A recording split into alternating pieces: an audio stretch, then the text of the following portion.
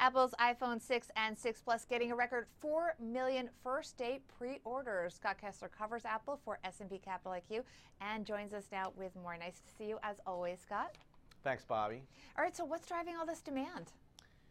I mean, look, I think number one, people have been anticipating new iPhones for months and months at this point. The fact that they were available meant that people were, I think, very interested in making the purchases. Now, what's notable here is that there are a number of different ways that people could have and frankly have been purchasing iPhones. I think most notable, though, this time around is it seems like a lot of the carriers have been getting involved in some pretty significant and attractive promotional activity, and we think that's also raised the bar in terms of people buying more than might have been expected otherwise. How does the frenzy for the new phones change the perception of Apple? Because there were a lot of concerns about innovation and sort of the direction of the company.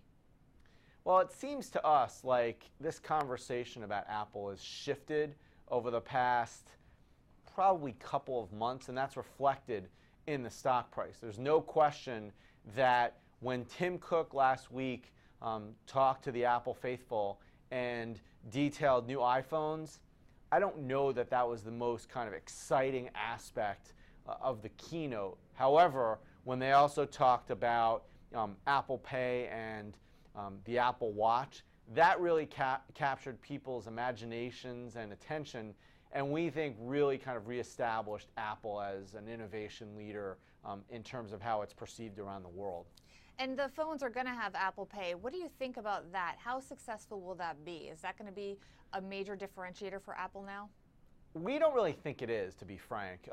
Understandably, there's a lot of excitement around what Apple announced, and we think that of the three kind of areas of indicated innovation, we think Apple Pay is the one where there are perhaps the most kind of questions about and uncertainties about and just overall a lot of questions about. Because on one hand, it's great to announce this offering, especially given what's been going on in the US and around the world, frankly, for the last, I'd say, couple of years when it comes to credit cards and payments and fraud and things like that.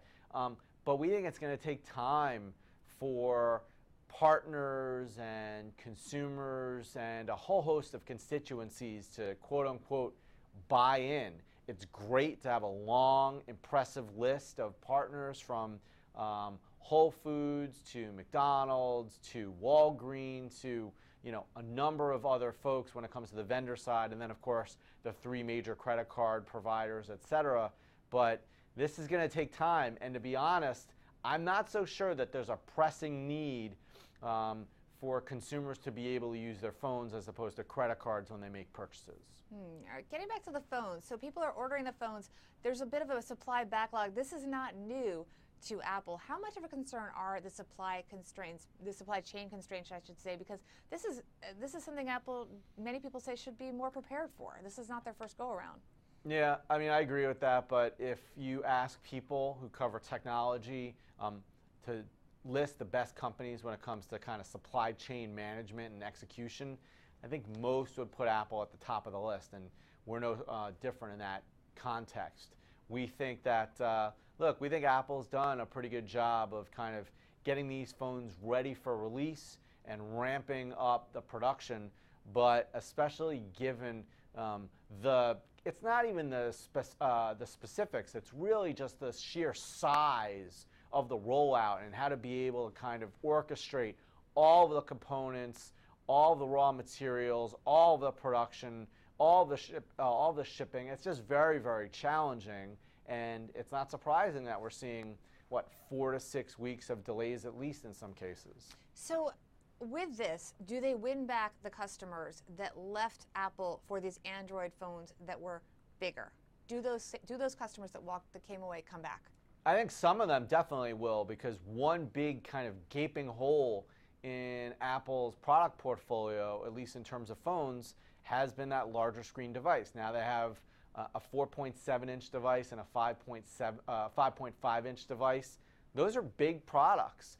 But of course, these are also the thinnest iPhones out there. So if people are making decisions simply on screen size, I don't see why people at least wouldn't reconsider. Of course, they might have been kind of wooed by the larger screen size and now really like Android and all it offers. So we definitely think that you're going to have some people who left are going to come back, but we do wonder if people are going to be able to kind of deal with some of the other considerations, which is leaving another kind of platform, and of course also the associated costs with doing that. As I mentioned, however, it seems like the carriers are making it a lot easier and a lot more appealing to go to or go back to iPhone in light of some of the, I'd say, substantial promotions being made available. So we'll wait to see kind of what the final results are, but there's no question that what Apple has done here kind of changes the game, at least over the near term, in terms of how they're positioned